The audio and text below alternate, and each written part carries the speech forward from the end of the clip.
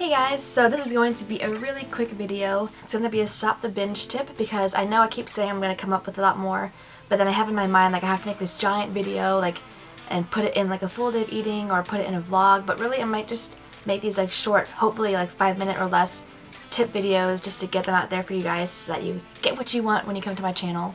And so today's tip is going to be trigger foods or craving foods. So there's two different extremes that I'm going to give. And a bunch of these tips are either extreme, like you can do one or the other and it depends on how you react or like how you are with food. There's one extreme of not having it in the house. So that's what I did at first. I didn't have my trigger food in the house because if you don't have it, then you can't get it, right? Like you can't eat it, you can't overindulge, you can't binge on it. So that's the option one. And then the option two is the other extreme, like have it in your house. Surrounding yourself with like your vices so it's always there. So I know a lot of times that we crave things is because we're restricting ourselves from it. Like we're saying we can't have this and that's why I want it more. So sometimes option one might be bad for some people because it's like, oh, I'm keeping cookies out of the house but I really want one.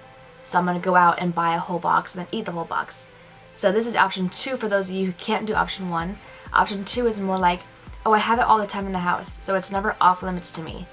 And thinking like in the mindset, it's like, if it's always available to me, I'm not going to constantly want it because I can have it whenever I want.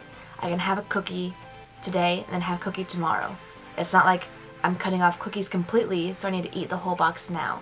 It's the idea of surrounding yourself with it so that you don't crave it because it's always readily available to you, if that makes sense. So option one is to cut it off completely and not have it in the house until you can control yourself. So for me, I couldn't get like cottage cheese, peanut butter, and bread at the same time, or else I would eat all of it at the same time. Option two, have it in the house.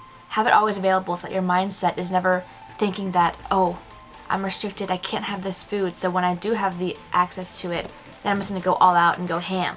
If you're the type of person that feels like restricted and you don't have access to something, so therefore when you do get access to it, you're going to binge all out on it, then maybe option two, because if you always have it in the house, you're going to think, okay, I have access to this every day, I can have one cookie every day, and then it's fine.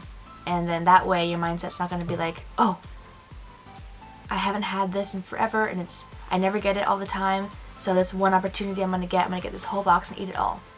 No, with option two, you'll be able to have it in the house every day, and you're going to get used to having it in the house every day. Maybe at first you'll overeat and have like a few cookies here, like day one, and maybe the next day you'll have like one less cookie, and then next day you'll have one less. Then you're gonna get used to it in the future where it's like, oh, I'm gonna have access to this all the time, so why do I feel the need to shove it in? I must have access to it every day. So that's a good option too. That's like what I'm doing now. So what I first did was option one, I cut it out completely. But now what I'm doing is I have all the foods that I want in the house so that I'm never craving anything, and then if I want it, I'm gonna eat it. But I'm not going to go overboard because it's always there, it's always available. I'm never going to tell myself, okay, this is the last one, because you're never going to have it again.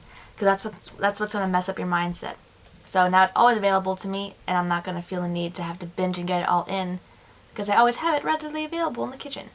So it really depends on what you can do and what you react to.